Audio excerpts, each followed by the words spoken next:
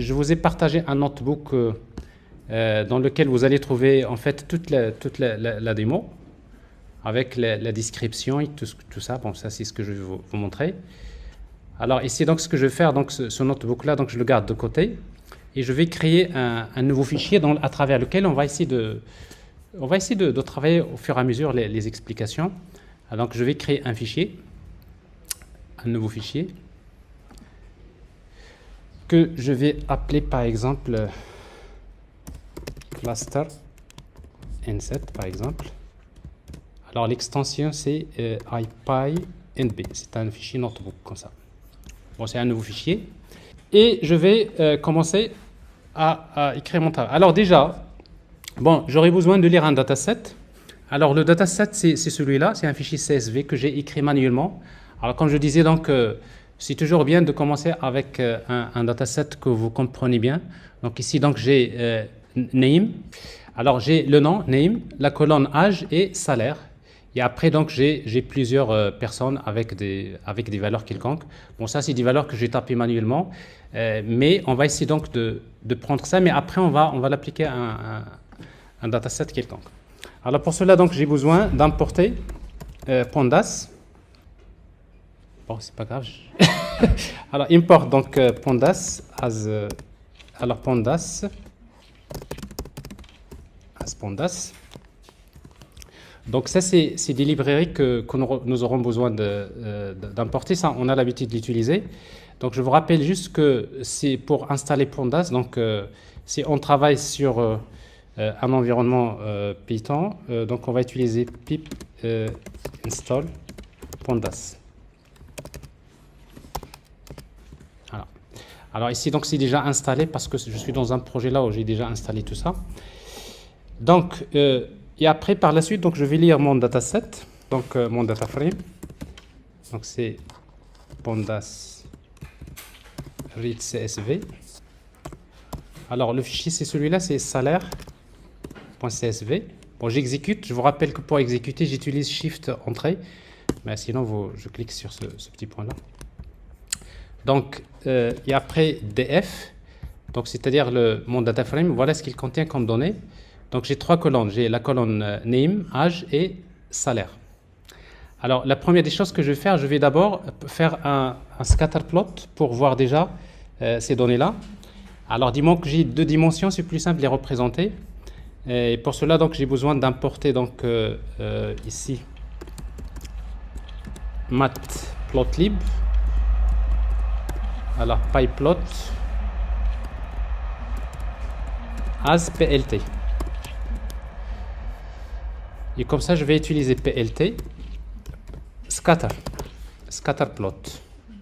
Alors ici, donc le x, ça va être c'est df. Je vais représenter en xlage. Et en y, je vais mettre salaire. Voilà. Alors ici, donc, je représente, j'ai le nuage de points. Alors ici, donc, c'est un dataset. Clairement, on voit déjà qu'il y a trois clusters. Bon, ça donne une idée parce que quand vous faites le scatterplot, ça vous donne une idée déjà sur aux yeux, c'est-à-dire combien de clusters. Alors ici, on va commencer par faire les trois clusters, chercher les trois clusters. On va faire, on va supposer que k égale à 3. Mais après, on va utiliser elbow pour confirmer réellement, est-ce que elbow va nous confirmer qu'il s'agit bien de 3 clusters. OK? Alors, pour cela, donc ce qu'on va faire,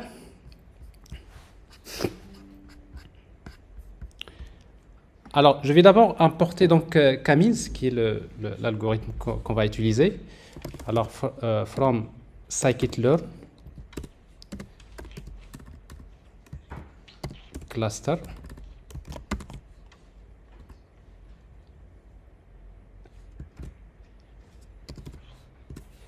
Import Camils.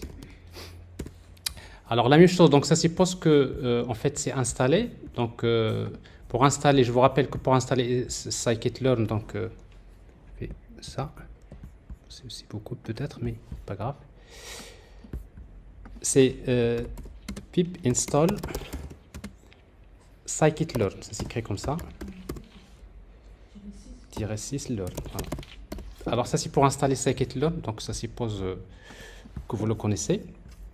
Alors donc, maintenant, ce qu'on va faire, c'est que je vais prendre d'abord les points, en fait, les colonnes qui m'intéressent. Alors ici, donc, la colonne name ne m'intéresse pas, parce qu'en fait, dans le clustering, ce qui m'intéresse, je vais faire le clustering en fonction de l'âge et le salaire. Donc, c'est-à-dire que pour moi, à quoi est égal le x?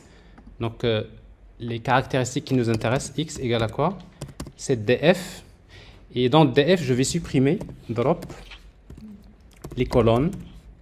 Alors, quelles sont les colonnes que je vais supprimer? Donc, c'est le nom, tout simplement. Donc, ici, name peut-être, oui. Colonne name. Donc, c'est-à-dire, je vais supprimer la colonne name et je vais garder le reste des colonnes, c'est-à-dire les deux colonnes qui restent. Voilà. Alors, donc, pour créer, donc, on va instancier donc, le kmeans. Donc, ici, km égale kmeans. Bon, on va créer un objet de kmeans et là, on va spécifier le nombre de clusters. Alors, ici, donc, on suppose que le nombre de clusters égale à 3. Alors, il n'est pas défini parce que je n'ai pas exécuté l'importation ici. Alors, donc, j'ai ça. Et une fois que j'ai créé donc Alors, la même chose, donc vous savez, random state, vous mettez une valeur quelconque, ça c'est pour... je rappelle toujours que random state, ça fait partie toujours des caractéristiques parce qu'il faut fixer une valeur. Parce que tous les algorithmes utilisent le choix, parfois des choix aléatoires. Et si vous voulez que l'algorithme vous donne toujours les mêmes résultats, quel que soit le nombre d'exécutions, il vous faut fixer le random state. Vous pouvez mettre, par exemple, si je mets une valeur 1, 2, 3, bon, peu importe. L'essentiel, vous mettez une valeur pour fixer le random state. Comme ça, je suis sûr d'avoir toujours en fait, les mêmes résultats. Et puis, qu'est-ce qu'on va faire? On va utiliser km et on va utiliser fit. Qu'est-ce qu'on va lui donner? On va lui donner x, tout simplement. J'exécute. Alors ici, donc c'est-à-dire, qu'est-ce qu'il vient de faire? Eh bien, on vient de faire ce que nous avons montré tout à l'heure, comme ça, c'est-à-dire cette histoire-là. C'est-à-dire, il calcule les distances, il fait le truc. L'essentiel, c'est qu'il a trouvé c'est-à-dire les clusters. Alors, si vous voulez voir ces clusters, vous utilisez kmeans. Et vous pouvez chercher donc labels. Alors vous voyez donc comme vous voyez les étiquettes maintenant, c'est-à-dire de nature nous avons un cluster qui n'est pas étiqueté, plutôt un dataset qui n'est pas étiqueté. Mais là je vois bien que maintenant par exemple le premier il appartient au cluster 0, le deuxième, la deuxième personne appartient au cluster 0, 0, 2, 2, etc. Vous avez les trois clusters, donc ça c'est les étiquettes. Bon, on peut faire la même chose si vous voulez en utilisant predict. Par exemple, je vais écrire une variable que je vais appeler clusters égale km.predict. Alors en fait, predict, c'est-à-dire je vais prédire. Je lui donne des données non étiquetées, x, et il va déterminer les étiquettes, c'est-à-dire à quel cluster ils appartiennent. Ben, j'exécute, mais si vous affichez cluster que vous voyez là, vous allez avoir le même résultat ici. Hein. C'est-à-dire soit vous mettez labels, vous avez ça. Cluster, vous avez la même chose. Alors maintenant, ce que je vais faire, c'est dans mon data frame, je vais ajouter une colonne que je vais appeler cluster. À quoi est égal la variable clusters.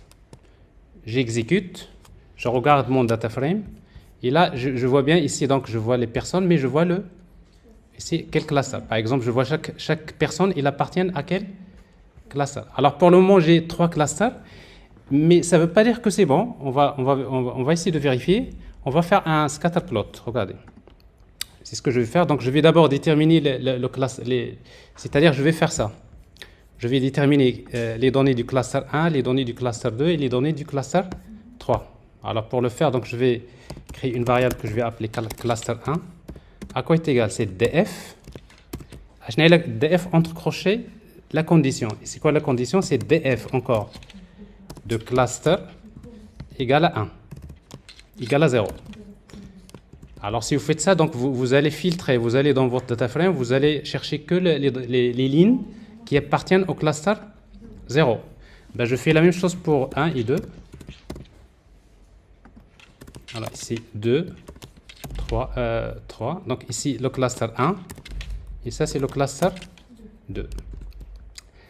Alors maintenant, si vous voulez, vous pouvez regarder chaque cluster. Bon, par exemple, cluster 1, bah, il contient, c'est-à-dire c'est toutes les personnes qui appartiennent au cluster 0. La même chose pour cluster 2, etc. Alors maintenant, ce que je vais faire, c'est que je vais faire un plot. Je vais utiliser plt. Point scatter, plot. Alors, je vais prendre cluster 1. En X, je vais mettre l'âge. En Y, je vais prendre cluster 1, salaire. Je vais mettre une couleur, par exemple le rouge. Et je fais la même chose pour les autres. Je vais plotter chaque cluster avec une couleur différente. Ici, donc, c'est cluster 2. Ça, c'est par exemple le bleu. Cluster 3. Le clou. C'est bleu. Alors, ici, cluster 3. Alors, et j'ai ça. C'est pas bon. Mais c'est pas bon, c'est que c'est pas bon, c'est pas sûr. Hein. Je vais mettre green. Regardez. Il y a quelque chose qui cloche. C'est-à-dire, on a, par exemple, le cluster 1, ça c'est bien, ça c'est à peu près bien, mais je vois il y a des points qui sautent. Ça veut dire qu'il y a un problème. Alors, d'après vous, c'est quoi le problème?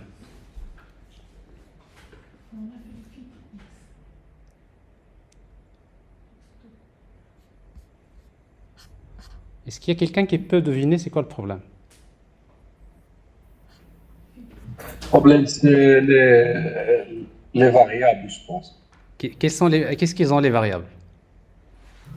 Elle a pris sur la forme seulement de salaire. Les? Elle a classé selon le salaire.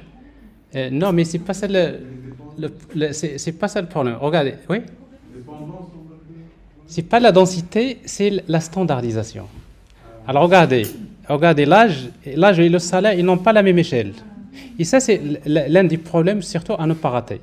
Parce que si vous faites le clustering en se basant sur ça, et Camille, lui, il calcule les distances, c'est-à-dire la différence entre les âges, pour lui, la différence entre salaire, il considère que c'est la même chose. Mais ça n'a rien à voir. Donc là, on a besoin de faire la standardisation, c'est-à-dire il faudrait ramener toutes les données à la même échelle. Et justement, j'en ai parlé en partie la dernière fois. Donc cette standardisation, donc bon, ça c'est, il y a un slide je pense ici, voilà. Donc la normalisation et la standardisation des données, donc c'est une étape qui est extrêmement importante, notamment si vous faites le clustering. Il faut s'assurer que toutes les colonnes que vous avez, ils ont les mêmes unités. Alors c'est-à-dire c'est-à-dire les ramener dans la même échelle. Alors quelles sont les techniques de normalisation? Par exemple, il y a une technique de normalisation. Il y a trois types en fait on va dire de normalisation. Il y a min-max scaler. Alors en fait, min-max scaler, ça permet de faire quoi? Ça permet de calculer le x moins x minimum divisé par x max moins x min. Bon, ça permet de vous ramener des données entre 0 et 1, et donc plutôt entre moins 1 et 1, parce qu'il n'y a pas de valeur absolue. Alors, il y a la standardisation, on a déjà montré la dernière fois. Alors, la standardisation, ça permet de calculer les valeurs de x moins la moyenne divisé par standard deviation, c'est-à-dire l'écart type. Et puis, alors, min-max scaler et standard scaler, ils sont très pratiques, mais ils sont sensibles à ce qu'on appelle aux valeurs aberrantes, c'est-à-dire aux outliers. C'est-à-dire si vous avez un dataset dans lequel vous avez des outliers, c'est-à-dire les valeurs aberrantes, et bien ces valeurs aberrantes, ils vont influencer c'est-à-dire la standardisation. Donc ce qui fait, si vous avez des valeurs aberrantes, et bien tout simplement, il vaudrait mieux utiliser la technique qui s'appelle robuste. Alors robuste, donc c'est une technique également de normalisation qui utilise cette formule, donc c'est x moins la médiane divisé par IQR, c'est quoi en fait? C'est ce qu'on appelle l'interquartile. C'est la différence entre le quartile 3 et le quartile 1. Je m'explique, regardez. Je prends mes données de tout à l'heure, mon dataset. Si je prends df, je fais describe. Vous avez des statistiques. Je fais transposer. Alors regardez par exemple pour l'âge. Alors quel est le premier quartile? Le 25%. Vous avez le premier quartile, la valeur c'est 29. Et le troisième quartile c'est 75%. Donc le IQR c'est quoi? C'est 39 moins celui de 25. C'est-à-dire, en quelque sorte, d'ailleurs, si vous voulez voir cette plage de données, l'une des façons, c'est d'utiliser le boxplot. Je vous en avais parlé. Pour utiliser le boxplot, j'ai besoin d'importer Seaborn. C'est plus simple comme ça. As SNS. Et vous utilisez donc sns.boxplot. Par exemple, je vais présenter l'âge. Alors c'est df entre crochets de l'âge.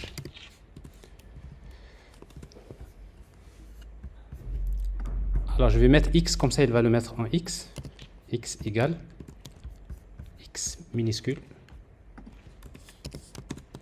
Voilà. Regardez, ça c'est le boxplot. Et le boxplot, vous voyez ici, donc vous voyez ce que vous avez là, ça c'est quoi ça? C'est le premier quartile, les 25%. Et d'ailleurs, ça confirme ce que nous avons ici. Là, vous avez 29. Là, ça représente, c'est la médiane. La médiane ou la moyenne? Alors ici, c'est quoi la moyenne? C'est 34. C'est ça. Non, c'est la médiane, c'est pas la moyenne.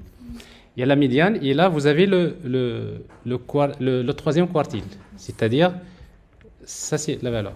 Donc finalement, le IQR, c'est ce que vous voyez là, ce qui est coloré. Mais tout ce qui est en dehors, parfois ça peut être considéré comme c'est-à-dire, il ne donne pas beaucoup d'importance à ce qui est en dehors de c'est-à-dire cet espace. Donc, bon, ça c'est juste pour vous expliquer le principe. Donc, plutôt le robust, donc c'est une technique de normalisation qui permet donc qui s'appuie sur le IQR. Et cette technique-là de standardisation, il n'est pas sensible aux outliers.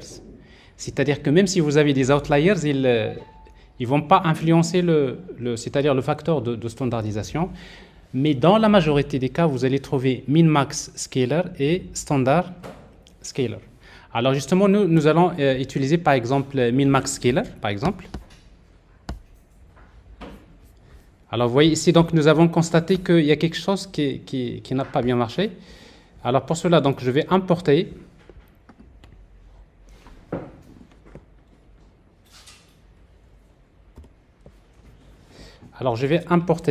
from scikit-learn.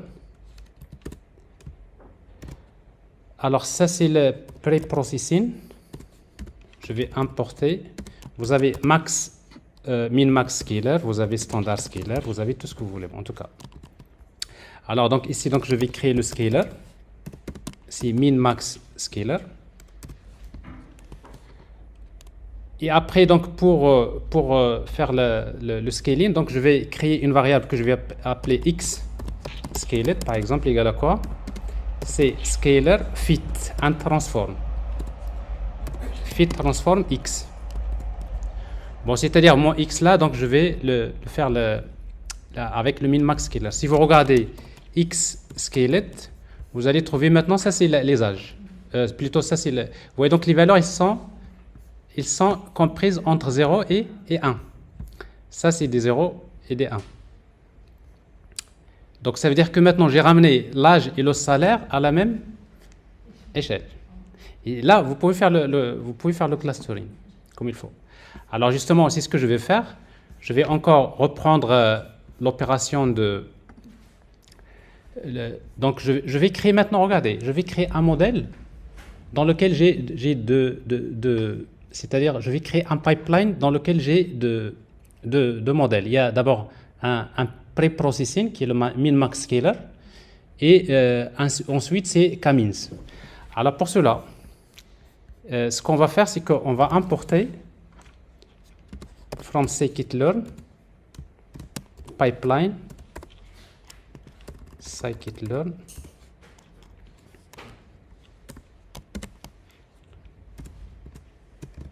pipeline, je vais importer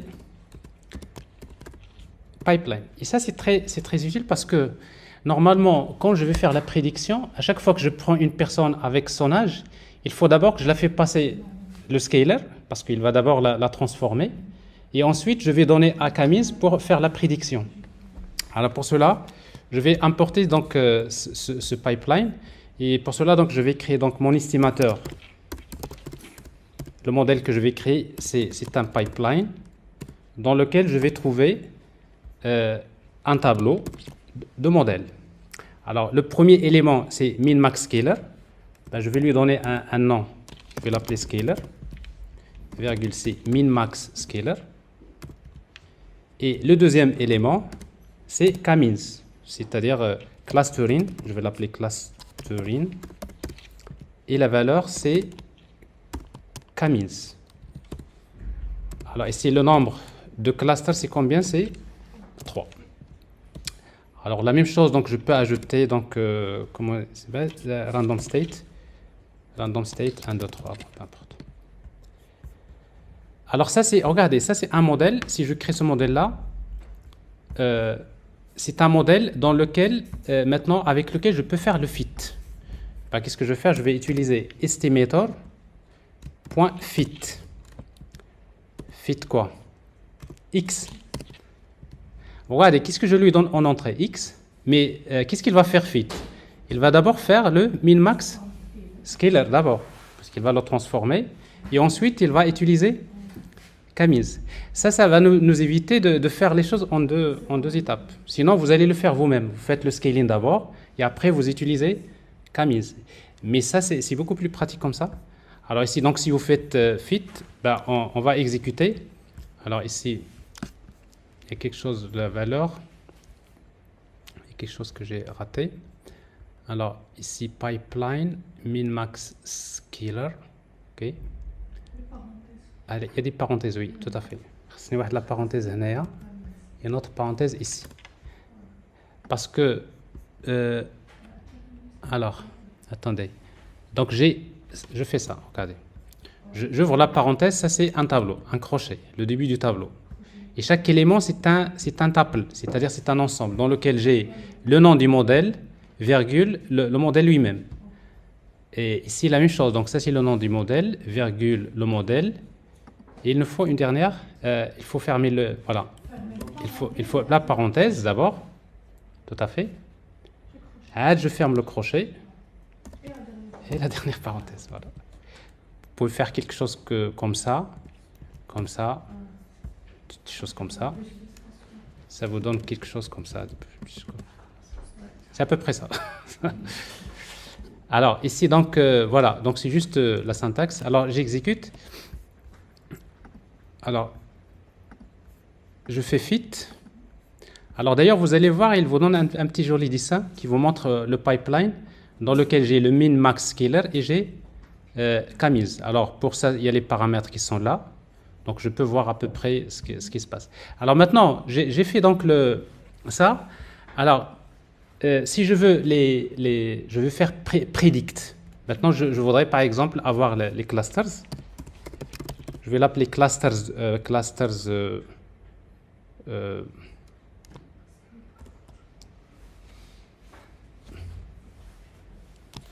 underscore 2, comme ça on fait cluster 2. À quoi est égal? Eh bien, cluster 2 égale tout simplement c'est k-means.predict, n'est-ce pas? Oui. Mais moi, qu'est-ce que j'ai ici? J'ai pipeline, l'estimateur. Donc l'estimateur, donc si je veux k-means, donc je dois utiliser estimator entre crochets de 1. Parce que si vous mettez de 0, ça veut dire quoi? C'est min-max scaler. Et si vous mettez de 1, c'est-à-dire c'est k-means. Mais parfois, si vous voulez le dernier, parce que parfois dans votre pipeline, il y a 5, pour ne pas compter, Si vous voulez, avec Python, si vous voulez le dernier, vous mettez -1. Alors, quand vous mettez l'indice -1, c'est-à-dire le dernier élément du tableau. Vous commencez de l'autre côté. C'est beaucoup plus pratique comme ça. Donc, -1, c'est-à-dire je pointe vers le dernier élément du pipeline. Ici, donc, je vais utiliser predict. Bon, si vous voulez, mais non, attendez. Je fais d'abord predict avec l'estimateur. Predict, c'est normal. Predict quoi, c'est x. C'est normal, je fais predict parce qu'il doit passer d'abord x, il doit faire min, max, scalar et après il va faire la prédiction. OK? Alors maintenant, je peux ajouter ça dans mon data frame. Je vais ajouter une colonne que je vais appeler, donc ça c'est cluster underscore 2 égale à quoi? Égale, alors ça je vais l'appeler predicted, c'est les clusters. Predicted. Voilà. Alors regardons maintenant notre data frame. Alors au début, nous avons fait ce clustering, on a vu que c'est pas très bon. Maintenant, on vient de faire un nouveau clustering, mais on voit bien, regardez, avant c'était 0, maintenant c'est 1. Alors maintenant, ce qu'on va faire, c'est qu'on va visualiser encore ces données du cluster, comme on a fait ici, exactement. Je reprends ça.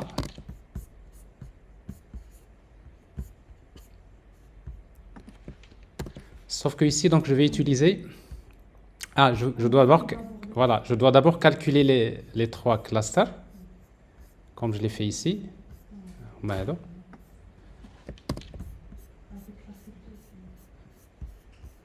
Voilà.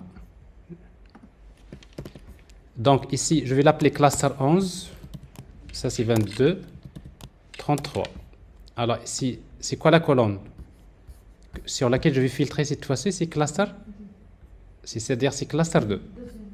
C'est-à-dire je vais chercher tous les éléments dans la colonne cluster 2 égale à 0. Donc cluster 2 égale à 1. Donc cluster 2 égale à 2. Alors donc j'ai mis nouveau cluster. Alors maintenant je vais représenter le cluster 11. Cluster 22. Cluster 33.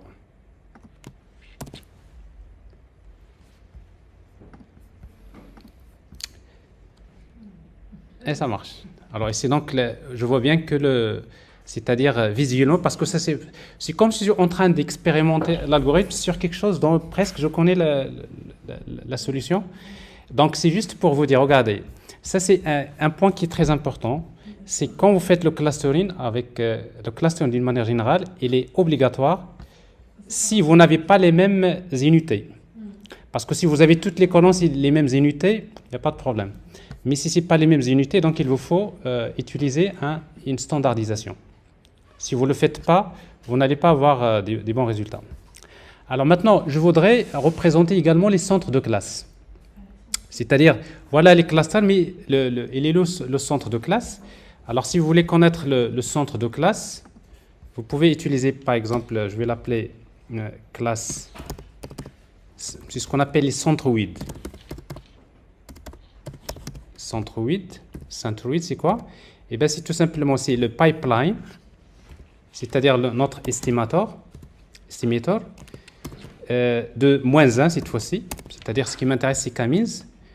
Et je vais chercher un attribut qui s'appelle cluster centers. Cluster underscore centers comme ça, avec, je pense, un underscore à la fin. Voilà. Centroid, et ben c'est ça. Regardez. Maintenant, si vous voulez, les centres de classe de Camille, c'est ça. Mais regardez, c'est des valeurs qui sont petites. Normalement, cette valeur-là, ça représente quoi? Ça représente l'âge. Et celle-là, ça représente le salaire. Mais si je veux les représenter ici, je ne peux pas le faire. Parce que je dois faire l'opération inverse. Et si vous voulez faire l'opération inverse, donc je vais utiliser. Donc ça, c'est Centroid Scaled. Si vous voulez.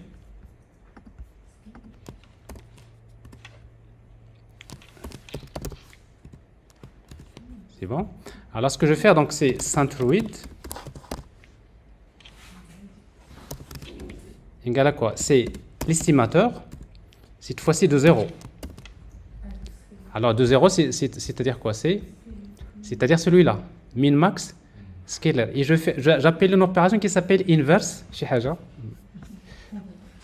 Inverse.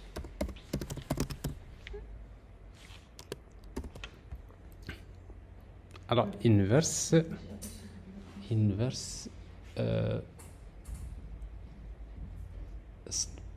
Bon. Inverse, chez Haja, alors, en tout cas, vous avez tout ici. Alors, ça, c'est le cluster version 2. Transform. Inverse transform. Voilà. C'est ça. Et fit transform. Alors, ici, donc, ça, c'est ça. Ça, c'est ça, c'est center. Vous voyez, ici, c'est inverse transform. Tout à fait. Alors, ici, donc, je vais chercher mon fichier s'appelle inset. Voilà, cluster inset. Donc, c'est inverse transform. C'est une méthode. Non, c'est un... inverse transform quoi? C'est centroid scaled. Donc, c'est-à-dire inverse, je lui donne c'est-à-dire scaled, et après, il me donne l'inverse. Transform, c'est standardisation. Inverse transform, c'est la distandardisation. Je sais pas si ça se dit comme ça. C'est la distandardisation, c'est-à-dire la normalisation. Enfin, c'est pas de la normalisation. Oui, c'est l'opération inverse. Alors ici, donc, je vois bien ici les âges. Et là, je peux les représenter maintenant dans, voilà, dans mon graphique, ici.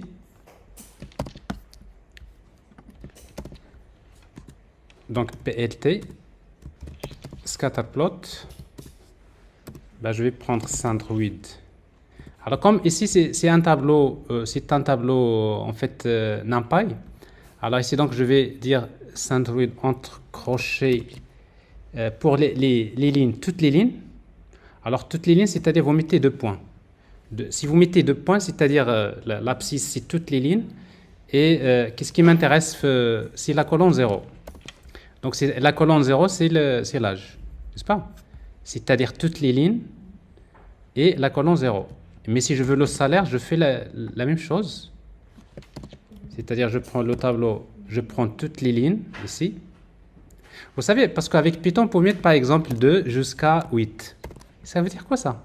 Ça veut dire que je vais prendre les lignes de 3 jusqu'à 8. Et quelle colonne c'est? 0. Mais si vous mettez rien, à gauche et à droite, ça veut dire que c'est toutes les lignes. Voilà. Alors 0. C'est 1. Voilà. C'est la deuxième colonne. Alors je vais prendre la couleur. Par exemple, je vais mettre black. Je vais mettre marqueur. Voilà, le marqueur, je vais mettre une étoile. Et la taille, size, par exemple, 100. Alors, il y a quelque chose que je n'ai pas complété. Alors, marqueur, c'est virgule, oui, tout à fait. Voilà. Donc, j'ai ici le classeur. Alors, ce que vous voyez là, donc c'est ce que vous voyez des étoiles, c'est des centres de classe. Donc, ici, donc j'ai C1, C2 et C3. Alors, je pense que cet exemple-là, ça résume un peu vraiment ce qu'il faut savoir. Alors, maintenant, ce qui reste, on va utiliser Elbow pour voir est-ce que réellement c'est ces 3 classes. Alors, pour cela, pour utiliser Elbow, on va d'abord calculer, on va définir un tableau, c'est Sum of Squared Errors. C'est un tableau. Et puis, je vais faire ici, donc, je vais utiliser K-range. Donc, K, il va varier entre 1 jusqu'à, par exemple, 10. Donc, je voudrais faire varier le K de 1 jusqu'à 10. Et après, je vais faire une boucle. For K in K-range, 2 points. C'est-à-dire K, il varie de 1 jusqu'à 10. Et à chaque fois, qu'est-ce que je vais faire? Eh bien, je vais créer le modèle, exactement comme je l'ai fait ici. Je vais faire ce copier-coller, ce modèle, l'estimateur.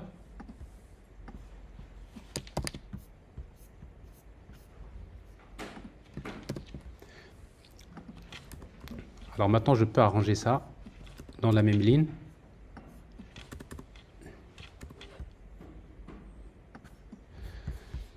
Voilà, donc je crée l'estimateur. Sauf que ici, au lieu de mettre 3, qu'est-ce qu'on va mettre? Ben, on va mettre K, n'est-ce pas?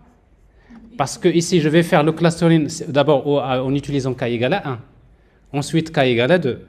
K égale à 3, etc. Donc, à chaque fois que je fais le clustering, ben, je vais calculer, je vais déterminer donc l'inertie. Et ben, pour avoir l'inertie, c'est un score. Et ben, il suffit d'utiliser donc l'estimateur. Maintenant, l'inertie, on va la chercher dans K-min, c'est-à-dire je vais mettre encore moins 1. C'est-à-dire je vais chercher dans l'estimateur K-min et on va tout simplement faire appel à inertia. Inertia avec underscore à la fin. Inertia. Voilà. C'est l'inertie. Inertia, oui, tout à fait. Donc j'ai l'inertie, je calcule l'inertie et cette inertie, je vais l'ajouter à voilà, SSE append. C'est un tableau, je vais ajouter ce score. Voilà. Alors regardez, si vous exécutez ça, c'est que vous avez fait. J'ai pas fait fit parce qu'il faut utiliser estimator.fit. Fit quoi? X. Voilà. Regardez, j'ai fait le clustering, mais j'ai fait le clustering combien de fois? De 1 égale de 1 jusqu'à 9. Parce qu'en fait, le dernier n'est pas pris en considération. Donc, j'ai fait le clustering pour une classe. Bon, ça ne sert à rien de faire le clustering pour une classe. Normalement, on peut commencer par 2. Etc., etc. Donc, vous faites ça. Vous faites le clustering. Vous faites voilà, fit, c'est le clustering. Je prends l'inertie. Donc, je vous rappelle que l'inertie, c'est quoi? L'inertie, c'est ça.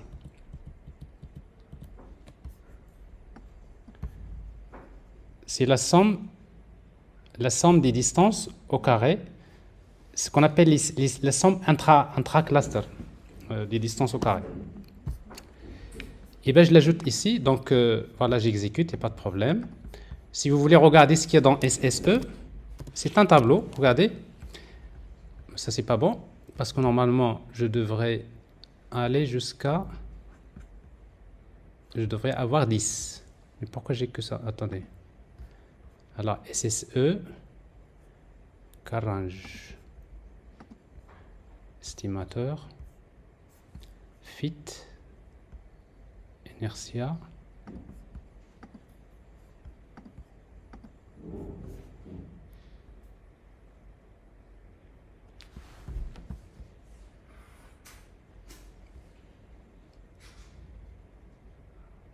range, voilà, c'est ce que j'ai oublié.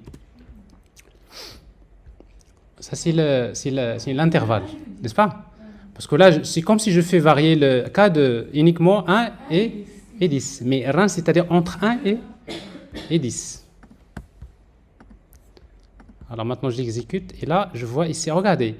Ça, c'est notre courbe. On va tracer cette courbe-là. On va utiliser plt.plot. On va faire plot SSE. Regardez. Alors ça, c'est notre elbow. Et ici, donc, parce que ça commence de 0, je vais utiliser ici Carrange en X et SSE en Y. Et vous allez avoir ça. Là, on voit clairement, regardez notre elbow, il est sur combien? Sur 3. Donc ça signifie que ici, notre elbow, là, elle est à 3. C'est-à-dire, effectivement, il y a 3 classes, il y a 3 clusters. Oui? Comment je vais visualiser le elbow si j'ai commencé mon range par 3? J'ai prévu que ça va être entre 3 et 10, par exemple. Là, généralement, si vous utilisez elbow, vous avez intérêt à commencer même 2. Je ne sais pas pourquoi j'ai fait ça. Oui, il se peut qu'il n'y a que 2 clusters.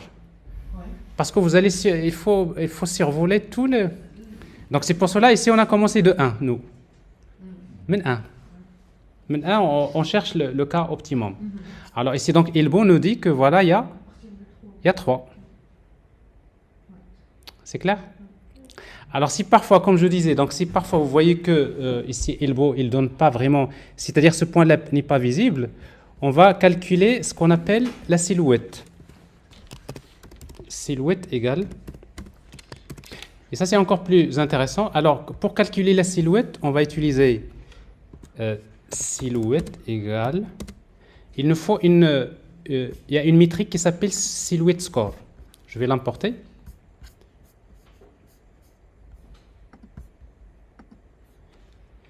Alors, from scikit-learn. Vous imaginez, scikit-learn, il vous donne toute la vie du machine. Alors, ici, donc, matrix. Et dans les matrix, je vais importer silhouette score. Et ici, qu'est-ce que je vais faire? Je vais appeler silhouette score. Et qu'est-ce que je vais lui donner?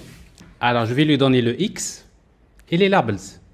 Le X et les labels. Alors, c'est quoi les labels? C'est-à-dire ce X-là, qui sont les clusters. Alors, dans notre cas, les clusters, ça va être quoi? Ça va être ces pipes, encore, c'est l'estimateur de -1 labels. Labels. Voilà, underscore, je pense. Ici. Alors, si vous faites ça, alors maintenant, on va utiliser silhouette.append. Je vais ajouter la valeur de silhouette. Alors, il y a une erreur. Alors, ici, label, c'est mal écrit. Labels. Je pense pas qu'il y a ça. Oui, c'est ça. Il n'y a pas de underscore ici. Non, si. Et pourtant, on l'a déjà utilisé là.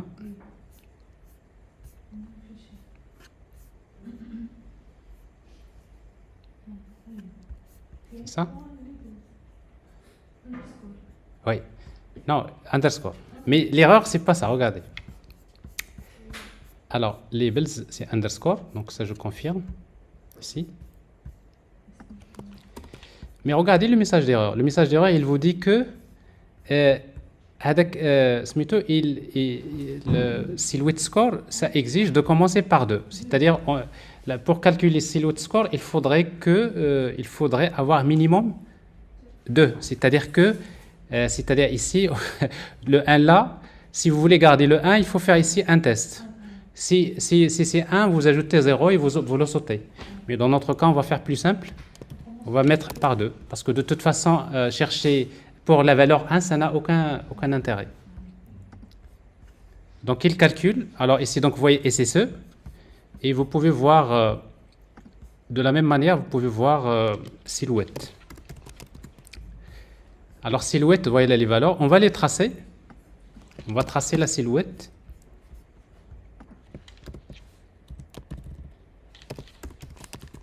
Regardez. Et ça, c'est intéressant. Regardez. Alors, la silhouette, ça vous donne, vous cherchez le maximum.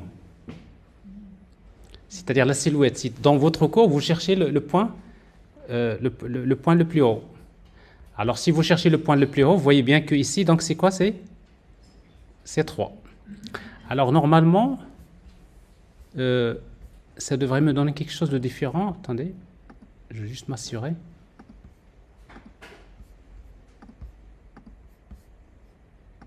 Ça, c'est SSE. Et ça, c'est silhouette. Oui.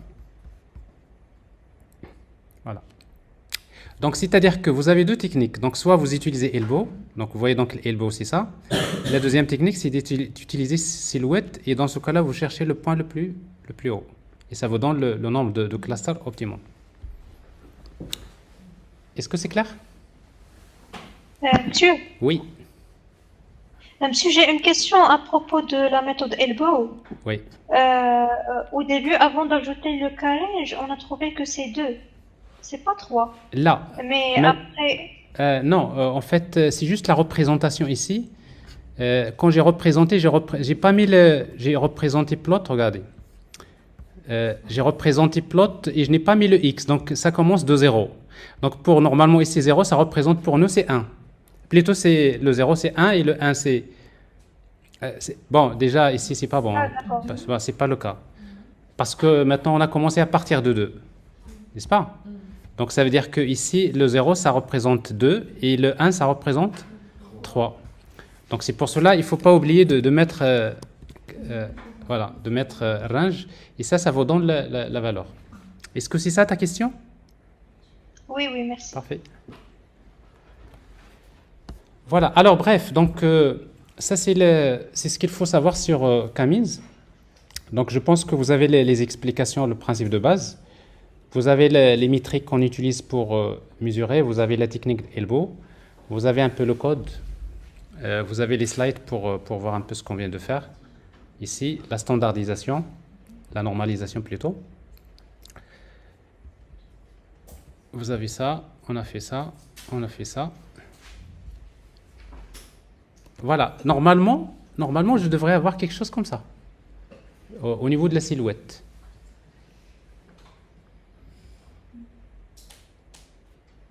Mais pourquoi je n'ai pas ça? Ah bon, ici donc j'ai fait un peu de truc, parce que j'ai commencé de 1 à 10, et après j'ai fait un test. If k égale à 1, je vais ajouter 0, sinon je vais ajouter, voilà, labels. Mais en tout cas, donc ça c'est le principe de base.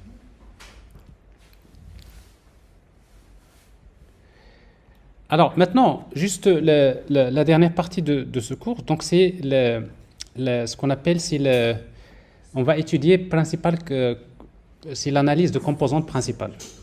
Alors pourquoi donc, c'est-à-dire la réduction de dimensionnalité? Parce qu'il se trouve que parfois, vous avez un dataset dans lequel vous avez beaucoup de colonnes.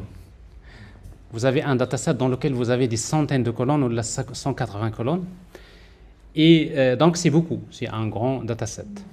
Mais en réalité, si vous cherchez toutes les colonnes, vous allez sûrement trouver, il y a beaucoup de colonnes qui sont linéairement dépendantes. Et du coup, donc, si vous cherchez, vous allez utiliser, si vous avez 80 colonnes, vous pouvez représenter, au lieu de représenter avec 80 features, vous pouvez le faire avec 20. Et vous allez préserver une bonne partie des informations. C'est ce qu'on appelle la variance. Alors, pour cela, il y a des algorithmes. L'un des algorithmes les plus populaires, c'est PCA. Alors, PCA, c'est Principal Component Analysis. Donc, c'est un algorithme, c'est une méthode qui est largement utilisée en statistique. Quasiment tous les gens qui font des statistiques utilisent donc cette prédiction de dimensionnalité. Donc, il est utilisé en apprentissage automatique pour la réduction de la dimensionnalité des datasets.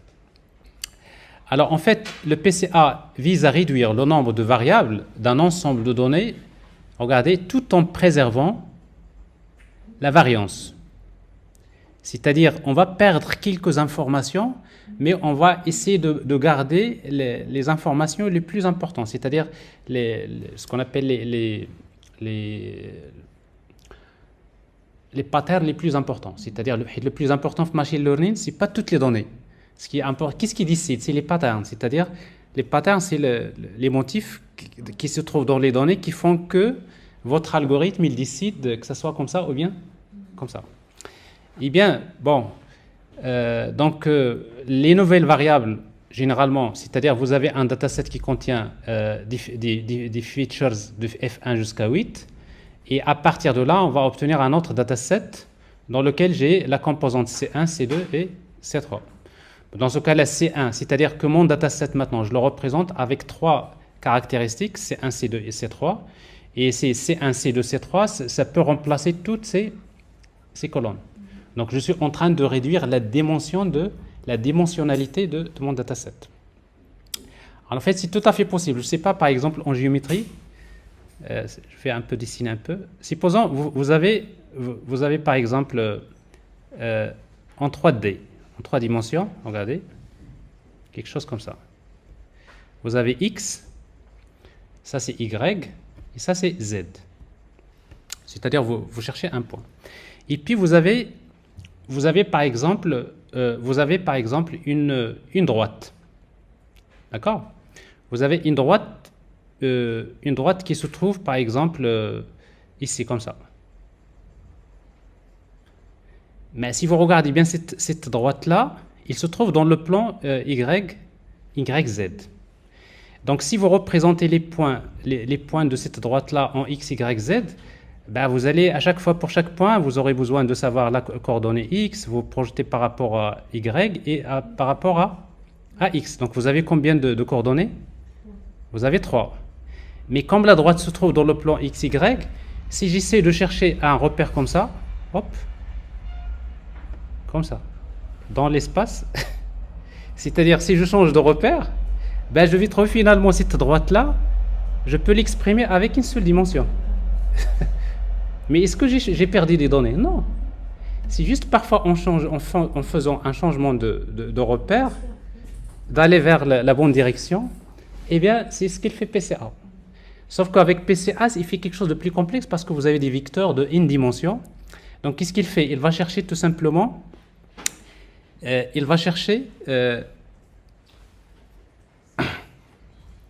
à projeter, je cherche la bonne phrase ici.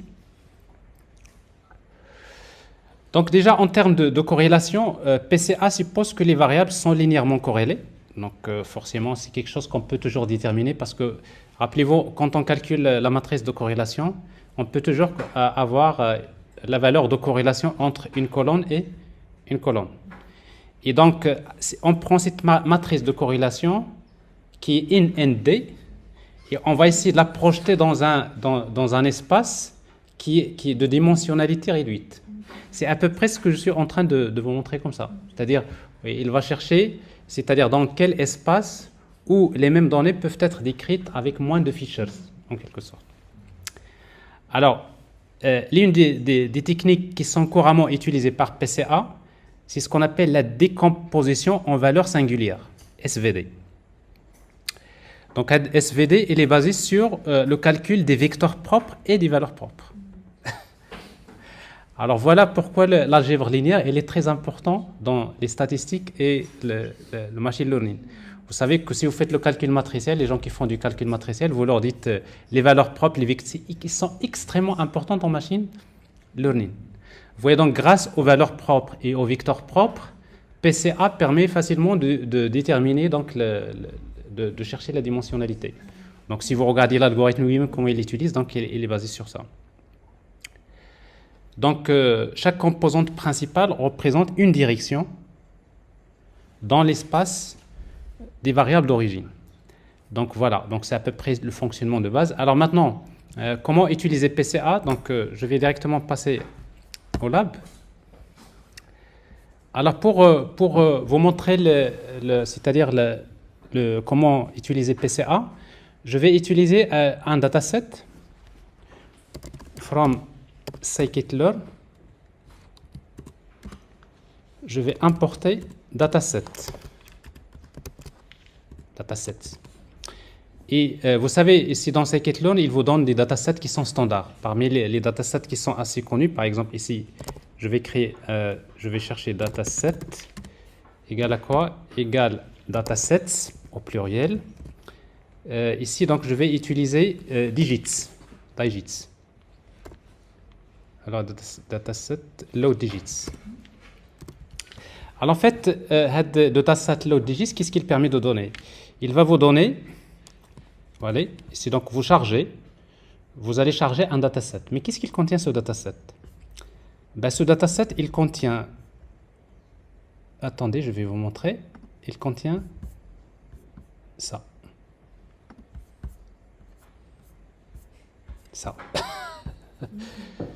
Ben, il contient un ensemble de petites images. C'est des petites images, mais dans lesquelles vous avez des nombres manuscrits, 0, 1, 2, etc. Donc, c'est-à-dire chaque ligne de ce dataset, c'est une image, mais sauf que c'est une image très petite, de 8 x 8. 8 pixels x 8 pixels. C'est-à-dire, il y a combien de valeurs? 64. C'est-à-dire, si vous prenez une matrice de chaque petite image, c'est une matrice de 8 x 8.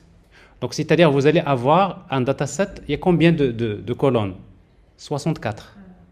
Parce que chaque image, c'est un échantillon, n'est-ce pas? Et l'image elle-même, c'est combien de pixels? C'est 8 x 8. Donc, nous allons avoir 64. Alors, dans une image 64 pixels, c'est pas beaucoup. Mais pour nous, ce qui nous intéresse, c'est de comprendre le principe. Mais en réalité, c'est que vous avez des mégapixels. Et quand vous avez des mégapixels, c'est-à-dire vous avez 1 million de pixels. Et si vous avez 1 million de pixels, ça veut dire que vous avez un dataset de 1 million de colonnes. Ça veut dire que, imaginez les calculs. Donc, ce qui fait que parfois, ça pèse en termes de ressources. Donc, parfois, donc, PCA, on va essayer de voir. Peut-être qu'on n'a pas besoin de garder tous ces pixels-là. On peut réduire sans toutefois perdre le modèle. Alors, justement, c'est ce que je suis en train de faire ici. Donc, je vais lire, pas ici, ici. Donc, j'ai ce dataset que je viens de lire. Alors, si vous faites appel à une méthode qui s'appelle case, alors dataset, c'est pas pluriel ça, case, ce dataset. Je vais mettre ds pour ne pas avoir de confusion de ds. ds.case. Alors, qu'est-ce qu'il y a dans ce dataset? Il y a d'abord data, c'est l'image elle-même. Il y a target. En fait, target, c'est le label. C'est-à-dire, normalement, c'est un dataset qui est étiqueté. C'est-à-dire, chaque image, on connaît est-ce que c'est 0, ou bien 1, ou bien 2, jusqu'à 9. N'est-ce pas? Vous avez une image dans laquelle vous avez un chiffre, et l'étiquette, ça vous indique est-ce que c'est 0, ou bien 1, ou bien 2, ou bien 3. Donc, et après, vous avez les noms des features, et vous avez d'autres caractéristiques. Voilà. Alors ici, donc, ce qui m'intéresse, c'est data. Ici. Donc, vous voyez, donc, notre data égale à quoi? Égale, c'est ds.data.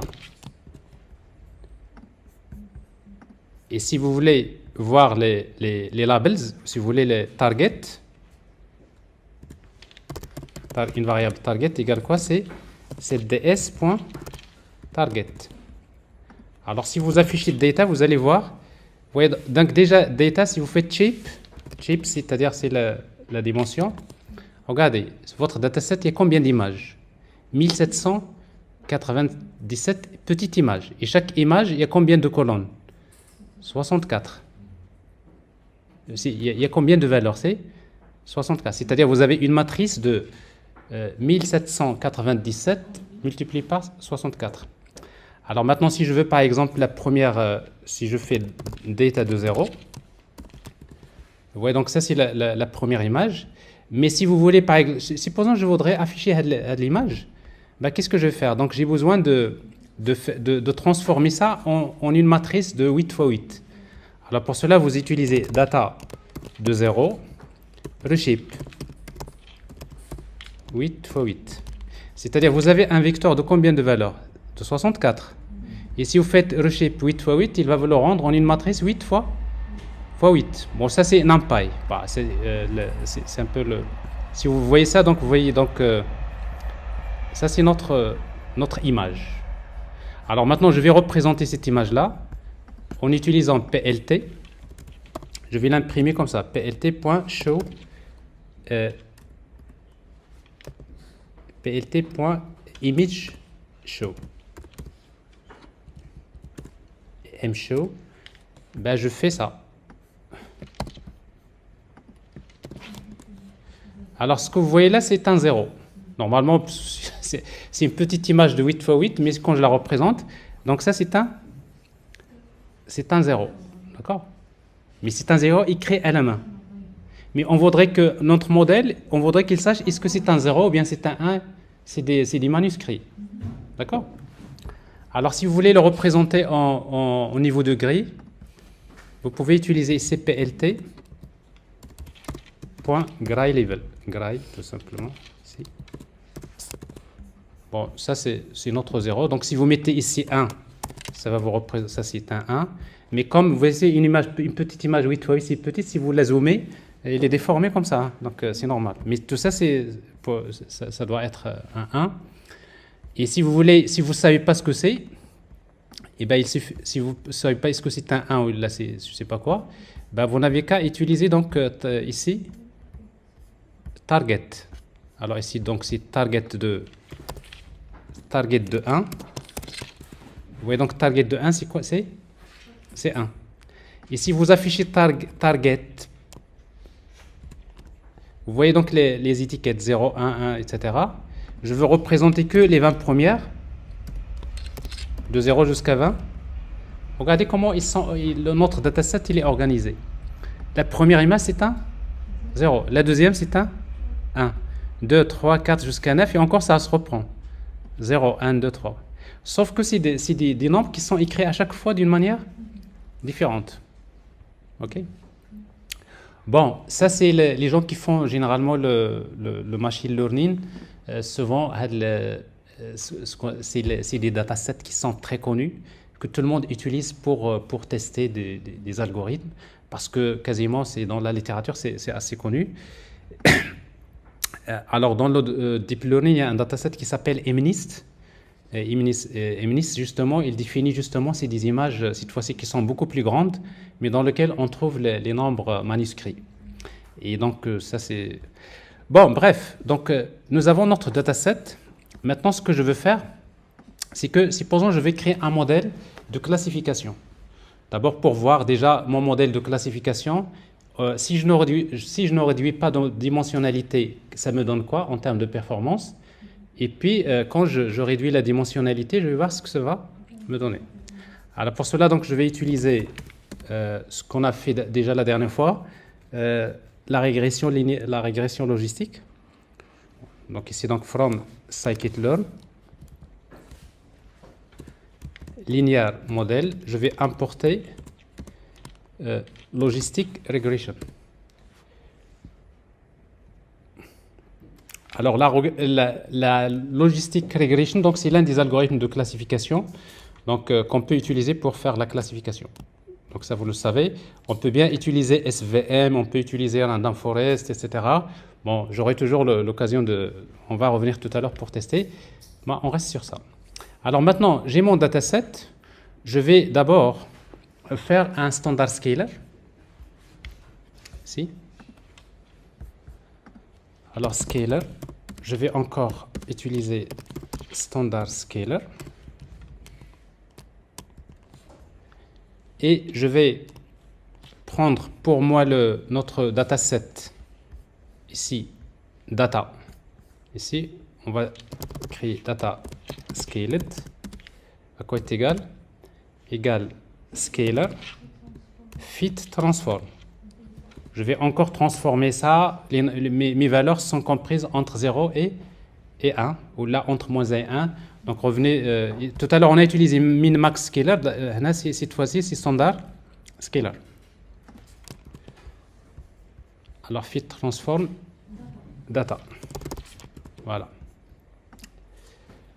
Alors maintenant, une fois qu'on a fait ça, maintenant on va utiliser split, parce qu'on va avoir les données d'entraînement et les données de test. Alors pour cela, donc, je vais importer from scikit-learn.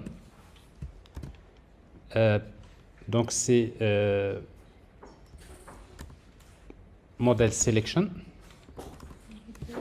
scikit-learn, model selection, import train test split. Ça, on l'a déjà utilisé la dernière fois, donc je vais définir pour moi à quoi est égal x train. X train, x test,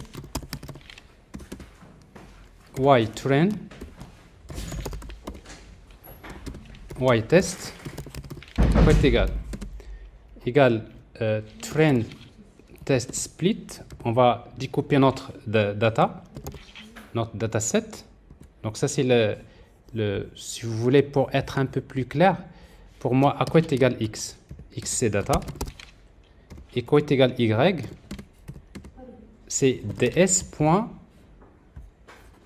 Vous voyez, donc notre y c'est quoi? C'est les targets.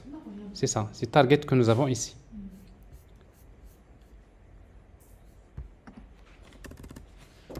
Target. Donc ici, on va transformer x, y, la même chose. Random state, c'est n'importe quoi, 1, 2, 3, 4. Et après, test size, je vais découper mon dataset avec 0,3. C'est-à-dire, il y a 30% des données, c'est du test, et 70%, c'est pour les données d'entraînement. Train.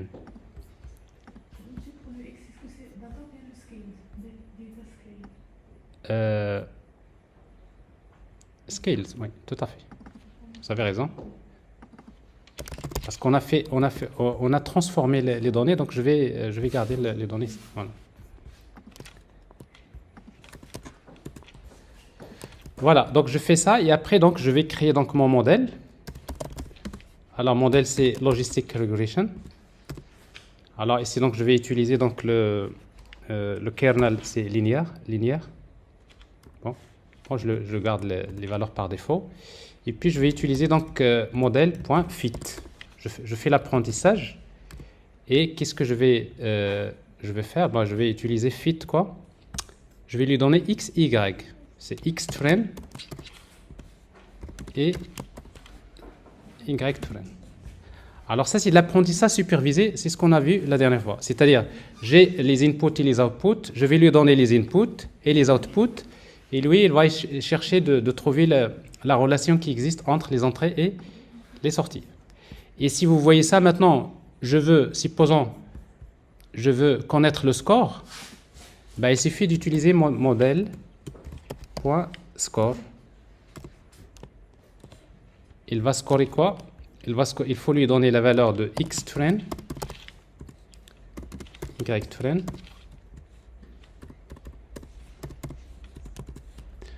Regardez. C'est un modèle, parce qu'en fait, c'est-à-dire généralement, vous allez trouver quelque chose qui est proche de 1. Alors déjà, bon, c'est-à-dire le modèle, il est très bon. Alors si vous faites pour les tests, c'est-à-dire, je vais, ça c'est x-test, y-test, pour voir s'il n'y a pas de surapprentissage. Alors vous voyez donc le test c'est 0,80. Oui. Alors ça c'est 1 et ça c'est 0,96. C'est-à-dire pour les données d'entraînement c'est 1 et pour les données de test c'est 0,96. Donc déjà Logistic Regression il est très bon pour ce modèle. Sauf qu'on va supposer que les données sont très grandes. Donc c'est-à-dire ça nous consomme beaucoup de temps pour faire l'entraînement. Alors maintenant ce qu'on va faire c'est qu'on va faire réduire la dimensionnalité et on regarde notre modèle, c'est-à-dire qu'est-ce que ça va nous donner. Alors bon, vous savez si vous voulez utiliser la métrique que nous avons fait la dernière fois, scikit-learn metrics import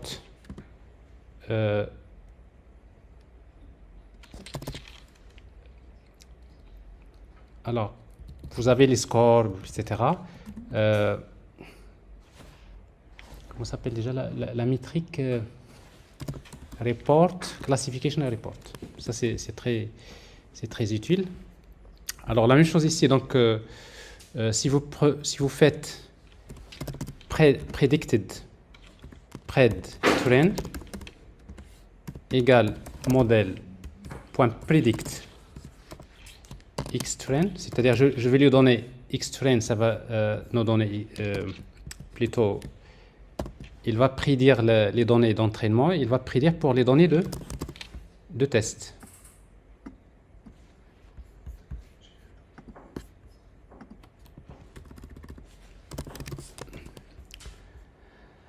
Alors, model selection, plutôt classification report. Alors, vous lui donnez la valeur actuelle, c'est train et pred train.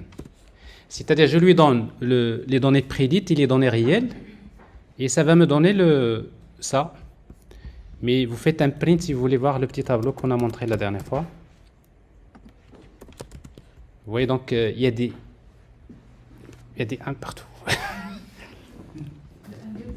Alors, en réalité, si vous changez random state, regardez ici, random state, je vais mettre 0. Il se peut mettre comme le 1. Ça va vous donner 0,80, etc. C'est ce que je vais faire. Fit, score, vous voyez. C'est parce que l'aléatoire, quand il a fait le split, il est tombé dans des données qui sont plus favorables pour l'entraînement. Vous voyez donc, c'est un peu le phénomène. Alors ici, donc, vous voyez donc l'entraînement, c'est 0,99. If le test, c'est... Alors, on va le confirmer ici. Alors, vous voyez donc les données ici, donc l'accuracy, c'est 1. Et donc, c'est presque... On est dans la même logique. Donc, c'est presque... Vous voyez, ici, vous allez voir, là où il se trompe un petit peu, par exemple, ici, pour le 1, il n'arrive pas... C'est normal, le 1, parce qu'il fait toujours la confusion entre 1 et 7. Parce que, si vous regardez les petites images, le 1 et 7, parfois, il se trompe. Et la même chose pour le 8, parce qu'en fait, mais c'est toujours... les performances sont bonnes. Alors, je rappelle, si vous voulez... J'en profite pour rappeler aussi ce qu'on a fait la dernière fois. Si vous voulez représenter la matrice de corrélation, ok?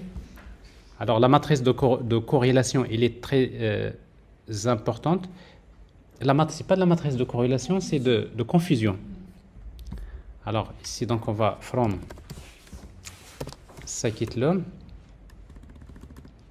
Alors, ici, ça se trouve dans model selection, je pense, confusion matrix. GNR. Je pense donc c'est le matrix. Matrix, oui. Confusion matrix. Oui, c'est ça. Alors, donc, si vous voulez voir la matrice de confusion, vous utilisez confusion CM. Allahu Akbar. À la confusion matrix, et vous lui donnez tout simplement, par exemple, pour trend et pred trend. Vous affichez CM. Donc, vous voyez donc la matrice de...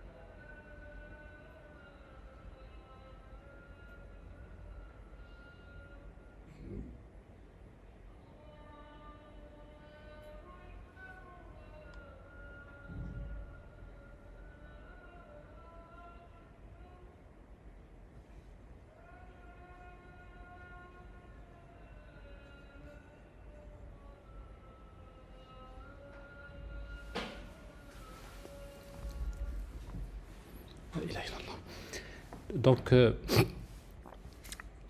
alors ça c'est vous vous rappelez la dernière fois j'avais parlé de la matrice de confusion, mais c'était pour la classification binaire, c'est-à-dire vrai ou bien faux. Alors ça c'est un classifieur, c'est pas binaire, c'est multiclasse. C'est-à-dire ici vous avez un data qui va prédire ouais, il s'agit d'un 0, ou bien de 1, ou bien de 2. Donc vous voyez donc c'est une classification multiclasse, c'est pas binaire, n'est-ce pas? Donc, du coup, donc vous avez ici la matrice de confusion, ça se représente comme ça. Vous avez par exemple ici le 0. Il y a combien de zéros que vous avez réellement d'images 0 qui sont détectés 0? C'est 133. Mais regardez les lignes ici. Si vous voyez des zéros, ça veut dire qu'il ne s'est jamais trompé. C'est-à-dire pour le 0, il le détecte. Par exemple, ici pour le 1, il y a combien de valeurs qui a détecté en tant que 1? 130. Mais ils sont où les trois autres? Alors, 0, 1, 2, 3. Ici, donc, oui, oui, il est là. Vous voyez? Alors, parce que ça, c'est predicted. Il faut lire comme ça. Parce que ça, c'est la colonne predicted et ça, c'est actuel. Alors, regardez. Ça, c'est la matrice, mais je vais la représenter avec heatmap. C'est beaucoup mieux. C'est beaucoup mieux. Je vais utiliser sns.heatmap. Alors, je vais représenter CM. Vous voyez, si vous faites ça, ça vous donne ça.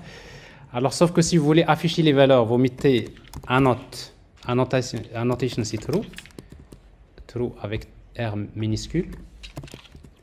Ça vous donne les valeurs annotation. Et le format, c'est, je vais utiliser 2 chiffres après la virgule. C'est-à-dire, je vais utiliser 2 F. Comme ça. Et après, je vais utiliser une dimension PLT figure de, par exemple, 10 x 10. Figure entre parenthèses. Figure fixed size, c'est 10 x 10. Il y a une parenthèse en plus. Voilà. Et voilà notre matrice de confusion un peu plus lisible. Mais si vous voulez, ici, X, normalement, ça c'est predicted. Vous voyez, donc predicted, et ça c'est actuel. Ça c'est les vrais, et ça c'est les prédits. OK? Alors si vous voulez les représenter, vous ajoutez X, Y, etc. En bref, donc je vous ai déjà montré un peu comment afficher cette heatmap. Mais ça nous donne une idée sur, par exemple, ici, je vois par exemple pour le 1, par exemple pour le 1 ici, donc 130, voilà, 130, ça, 100.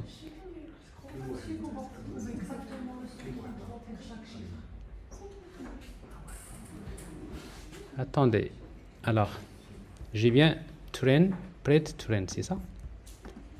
J'ai bien les valeurs. Ça c'est bon.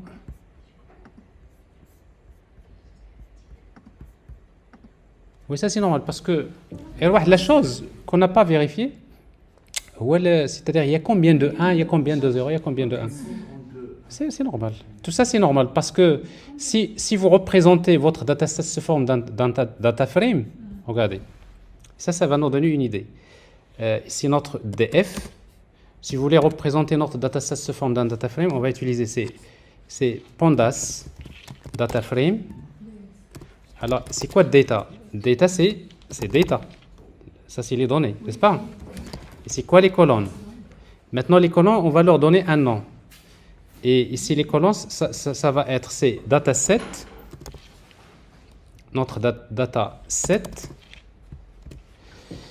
Et dans le dataset, si vous vous rappelez, dans les colonnes que nous avons ici, les features, vous avez les noms des colonnes. Enfin, le dataset qu'on avait chargé.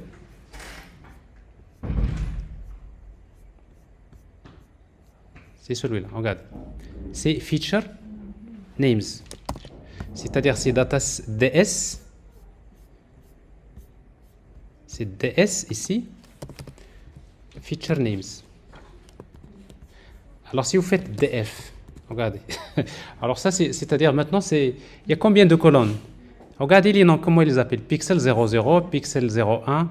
Maintenant vous représentez votre dataset sous forme d'un. Cet exemple-là il est intéressant parce que ça vous fait c'est une petite transition parce qu'après en deep learning on va travailler beaucoup avec les images. Mais là vous êtes à peu près ce qu'on faisait la dernière fois, c'est presque ce qu'on est en train de faire ici. Et donc si vous voulez ce dataset, si vous voulez ajouter une colonne, par exemple, vous utilisez df de outcome ou la label, la target. Alors c'est quoi target égale tout simplement target. Ça va nous donner ça. Et si vous faites df de target.value count,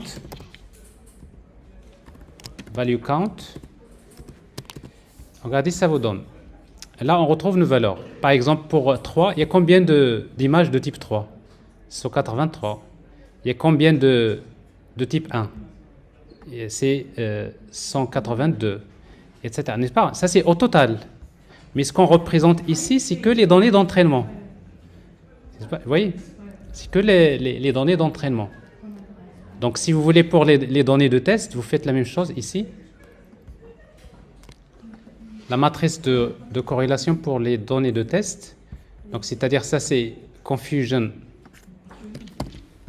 train et confusion pour test. Ça, c'est test. Et ça, c'est test. Ben, donc, si vous faites, si vous représentez donc la matrice pour les données de test, ça va nous donner ça. Ici, c'est test. Ça, c'est la matrice de confusion pour les données de test. Et ça, c'est la matrice de confusion pour les données d'entraînement. Bon, bref, le plus important pour nous, c'est un peu, c'est pas, parce que notre objectif, c'est PCA, n'est-ce pas? On n'a pas encore... donc, c'est juste, j'ai pris un dataset. Bon, j'ai fait le logistic regression, en résumé, pour que vous ne soyez pas perdu un peu. Donc, j'ai pris donc un dataset. Ben, voilà, donc j'ai fait standard scaler. Et puis, donc, je l'ai découpé en données de test et d'entraînement. J'ai utilisé logistic regression, j'ai fait fit. J'ai donc le score. Je vois bien le score, les données d'entraînement, c'est 99. Et pour les données de test, il est à 96. Et puis, donc, si je veux utiliser Classification Report, parce que ça, je vais y revenir parce que là, la dernière fois, on avait parlé d'un classifieur binaire, mais ça, cette fois-ci, c'est un classifieur multiclasse. Alors, ici, ce que vous voyez là, c'est un peu le Classification Report. Je vois recall, c'est-à-dire le recall. Je vois le if1 score. Plutôt, ça, c'est accuracy. Et je vois également la précision. Donc, vous avez tout... mais ici, tout est en vert. C'est-à-dire, Koshikeishel. Aïe, les nombres de 1, je les montre. Ah, il y a le rapport, tout à fait. Ah, tout à fait, tout à fait. Oui, vous avez tout à fait raison. Pour les données d'entraînement, je vois ici. Ou d'ailleurs, c'est celle que nous avons ici. Aïe, mais ça, c'est total. Mais les données d'entraînement, effectivement, tout à fait. Alors, les données d'entraînement, j'ai ici 133, j'ai ici 130, etc. Oui. Bon, bref. Bon, ça, c'est un petit rappel par rapport à ce que nous avons fait la semaine dernière. Donc, j'ai un modèle, Logistic Regression, je l'ai appliqué à un dataset. C'est un classifieur multiclasse. Ça marche. Alors, maintenant, ce que je vais faire, je vais utiliser PCA. Alors, pour utiliser la réduction de dimensionnalité, je vais utiliser Scalar. Je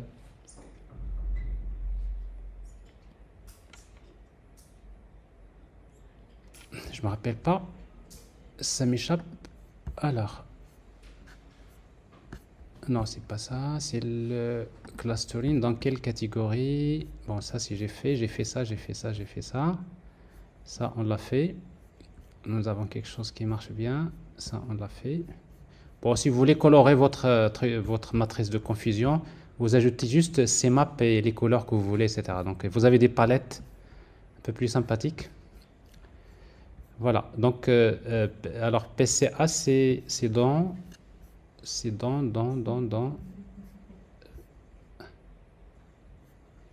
Voilà. C'est dans décomposition. Scikit-learn décomposition.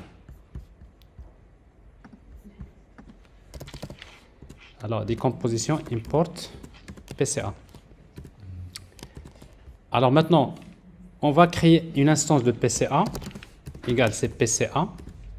Et quand vous créez PCA, vous avez deux façons de faire. Soit vous utilisez le pourcentage, par exemple, si vous mettez 0,95, ça veut dire que je voudrais préserver 95% de la variance.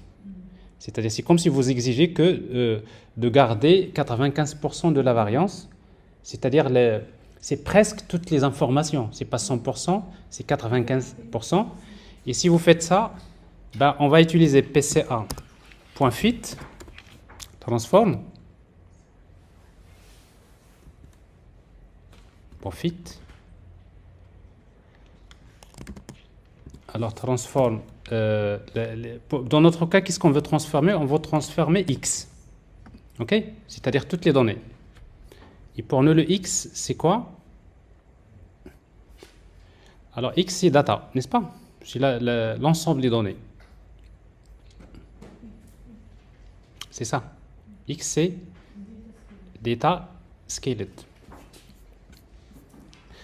Alors si vous faites donc transform, vous faites ça. Regardez, ça vous donne un résultat. Donc ici, donc, je vais utiliser data PCA égale à ça. Alors si vous voyez data PCA point cheap. Alors regardez, nous avons maintenant combien de colonnes? 40. C'est-à-dire on est passé de 64 vers 40 features. Si on préserve 95% de la variance. Alors maintenant, on va vérifier notre modèle avec ces nouvelles données. Est-ce que ça nous donne le même niveau de performance? Parce que si ça nous donne le même niveau de performance, ça veut dire qu'on va, dans notre pipeline, on va utiliser ce PCA. Il faut l'inclure dans le pipeline, c'est-à-dire, vous avez les données, on passe via PCA, on obtient les données, on fait standard scaler, et après, on passe vers le modèle. C'est clair? Bon, bref, donc j'ai ici les valeurs. Alors, on va vérifier. Je reprends le modèle. Je vais créer encore Logistic Regression. Je vais l'appeler modèle 2. Donc, Logistic Regression. Modèle de .fit. Cette fois-ci, je vais prendre quelle donnée? C'est data PCA. Mais il nous faut le Y, n'est-ce pas? C'est Y tout court. Voilà, j'ai les données. Mais là, cette fois-ci, non, il faut que je fasse split. Il faut que je fasse split. OK? Donc, c'est-à-dire, je dois reprendre le split, comme ça, pour qu'on soit dans les mêmes conditions. Ah oui, je fais ça.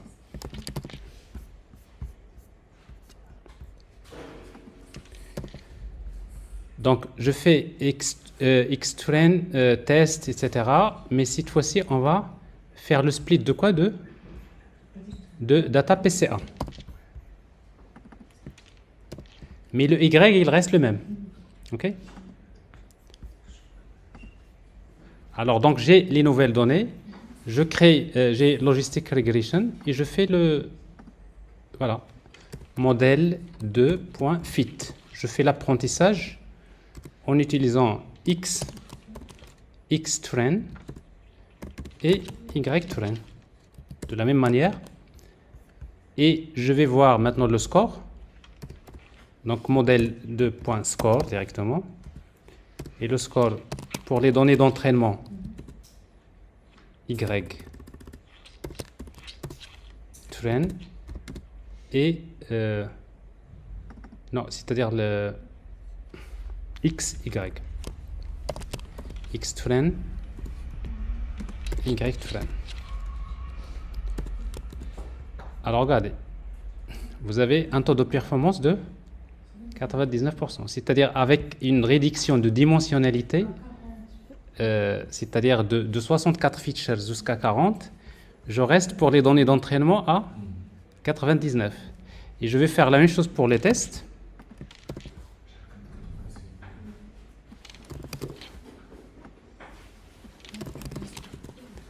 « 96. »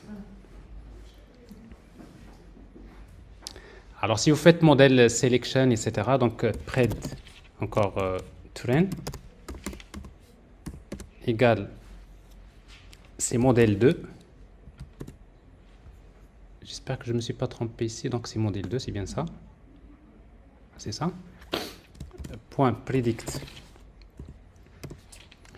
Donc ça c'est xtrain. Je vais faire la prédiction sur la base des données de test. Test. Et je fais donc print donc c'est classification report. Bah, ici, donc, je vais donner l'actuel, c'est Y-Trend. Et le prédit, c'est Pred-Trend. Donc ça, c'est le classification report pour les données d'entraînement. Et pour les données de test,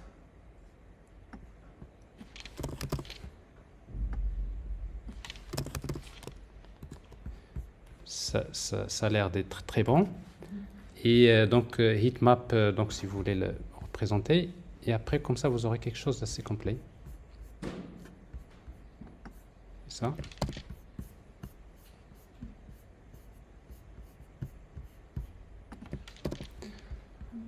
Alors ça c'est, il faut calculer la matrice de confusion. Alors c'est M par exemple pour les tests. C'est quoi? C'est confusion matrix. PCA, oui. Alors dans le notebook que je vous ai laissé, j'ai gardé tout ça, mais là je suis un peu. Alors c'est MPCA test, confusion matrix. Donc qu'est-ce qu'on va donner? Donc ici on va donner le Y test et pred test.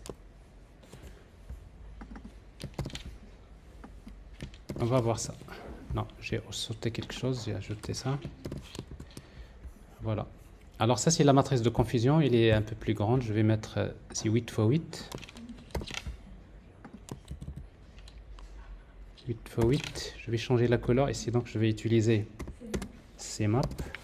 Je vais faire quelque chose, une palette de red, en rouge. Ça aura quelque chose comme ça. C'est plus lisible, je pense. Alors la hauteur, 8 c'est beaucoup, donc on va mettre 6. Comme ça, voilà. Alors ça c'est la matrice de confusion, vous avez toutes les métriques. Alors mais regardez, juste le dernier point, c'est qu'ici on a utilisé PCA sur la base d'un taux de réduction de dimensionnalité. Alors on voit bien ici, donc nous avons utilisé combien? 95%. Mais je peux faire autrement. Je peux utiliser le nombre de composantes. Regardez. Supposons que je voudrais le réduire à 2 composantes. C'est comme si vous voulez représenter une image 8 x 8 avec une image avec 2 points, avec 2 valeurs. Et on va voir, bien sûr, il va perdre les données, mais on va voir ce qui va se passer. Alors ici, je fais ça, j'exécute. Ça marche. Je vois ici, transform, shape. Vous voyez bien, il y a combien de colonnes? 2. Je fais fit le modèle, je découpe, j'exécute ça, je regarde le score, regardez, le score il est à combien? 56%. C'est-à-dire 2 c'est trop. Et après vous pouvez tester avec 10.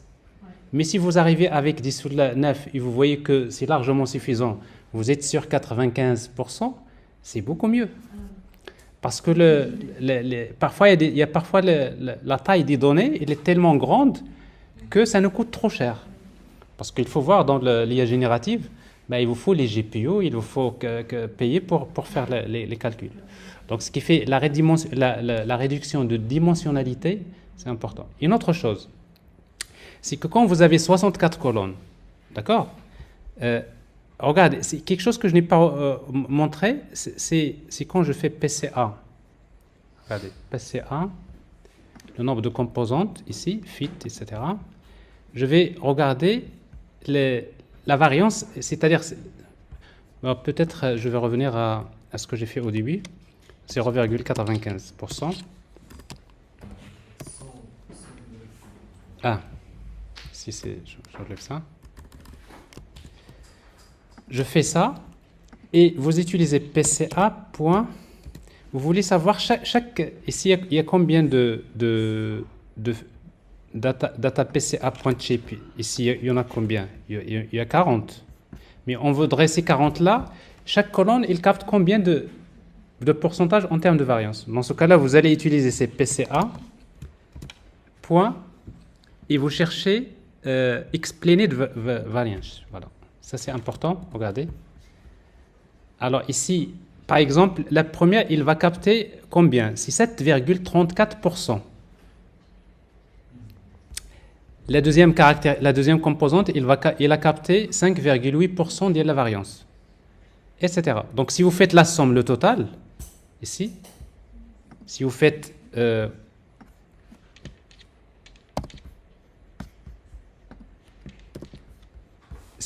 point somme, regardez, ça va vous donner... Non, c'est pas possible. Alors, ça c'est la explained. Non, il y a quelque chose qui cloche. Parce que ça devrait me donner le total, c'est 0,95%. Alors, je reprends, j'exécute, je fais... Il y a quelque chose que je n'ai pas exécuté. Alors, chip...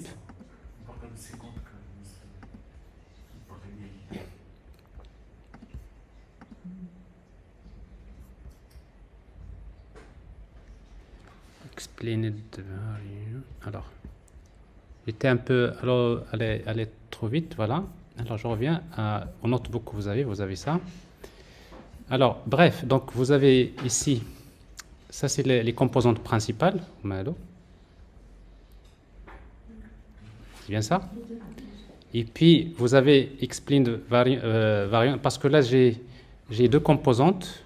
Ça, c'est deux composantes. Alors, je reviens vers l'autre. C'est 95%. Et vous voyez donc ici, donc si je regarde ratio, c'est tout à fait ce que j'ai ratio. C'est ce que j'ai oublié. Effectivement, c'est le ratio, c'est-à-dire le pourcentage. Donc tout à fait.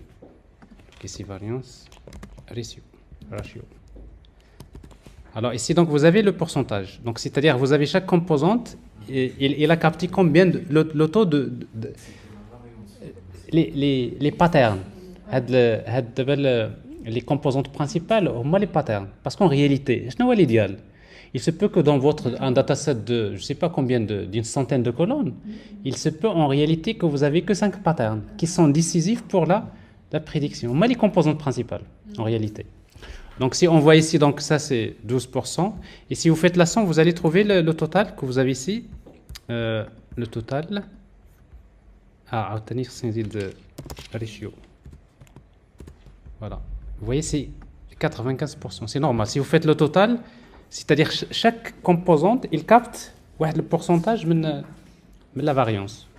Le total. Et ça nous donne à peu près une idée. Mais je pense, ça c'est un très bon exemple qui explique un peu comment utiliser PCA pour la réduction de dimensionnalité. Et donc voilà, je pense que je n'ai rien oublié. Donc on a vu tout ça. Voilà votre exemple d'application. Alors bon, la fin des slides, à chaque fois de temps en temps, j'ajoute des rappels de statistiques parce que, comme je disais, les statistiques, c'est le...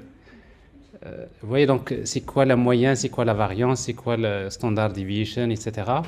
Vous avez à chaque fois que je trouve, il y a un prérequis, donc je vous l'ajoute à la fin des slides. Et comme ça, donc, vous pouvez toujours vous référer pour les gens qui ne connaissent pas les bases des statistiques. Est-ce que c'est clair? Alors, pour les gens qui sont à distance aujourd'hui, ils ne sont pas trop bavards, donc j'espère que... je vois beaucoup de pouces, donc tout ça, c'est bon. Ça veut dire que tout le monde est en vie. On est là, monsieur. Ah c'est parfait.